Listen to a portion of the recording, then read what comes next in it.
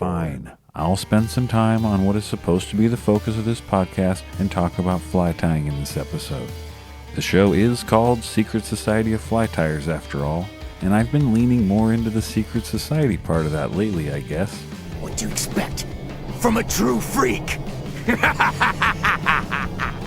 Today, I have my new friend Mitch Albers from Mitch's Fly Bench on the program, and we're talking sculpins, not conspiracy theories. Sculpin flies are a pattern every fly angler has at least tried to catch a fish with, I'm assuming. Trout hate them. Fly tyers love them. Sculpins and Mitch. A match, the hatch, made in heaven. That was corny, but I'm keeping it because my name is Little Corn Pudding, and this is my show where I do what I want only. The Secret Society of Fly Tyers is an adults-only free podcast that has no impact on anyone's regular life. It's just 90 minutes where I hope whoever is listening doesn't have to think about the many stresses of life. And even though there are many penis and cum jokes therein, I do hope you learn something every once in a while. Not from me, most likely, but from one of the many gracious and knowledgeable guests that have been so kind to join me in this absurdity. So let's get into sculpins, or is the plural just sculpin? It sounds weird when I say it plural, like saying deers instead of deer.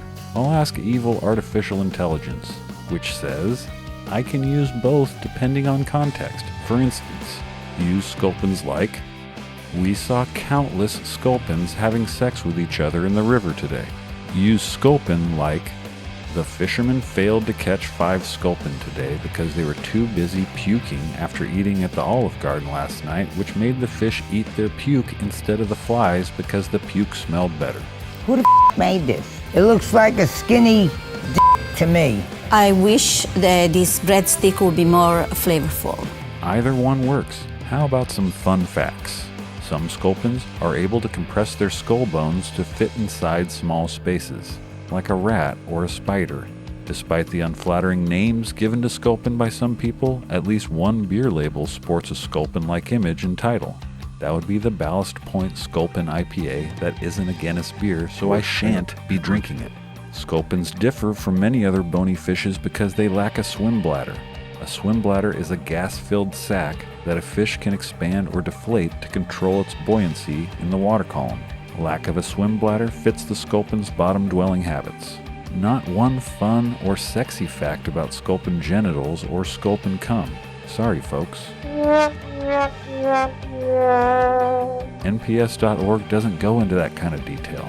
They assume I will take over from there. There are many sculpin patterns out there to choose from if you don't want to freestyle one yourself. Or you could use one of those patterns as a starting point and customize it to your liking. To rattle off a few, we got the Sculpzilla, the Slump Buster, the Classic Muddler Minnow, the Drunken Disorderly. That one was named after my listeners. The Headbanger. Some of my personal favorites come from Jerry French. The Disco Sculpin, the WMD Sculpin, and his Summer Sculpin. And I can't forget Jonathan Farmer's Kryptonite Sculpin. That's just a handful, and there are tons.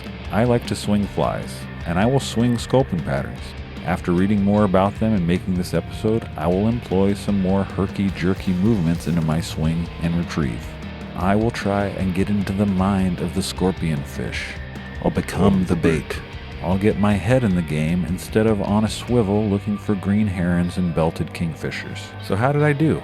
I basically dedicated my whole monologue to the topic at hand. The wily, jerky, spiny, and sometimes venomous sculpin. But see, I can be a regular fly fishing podcast host if I really try.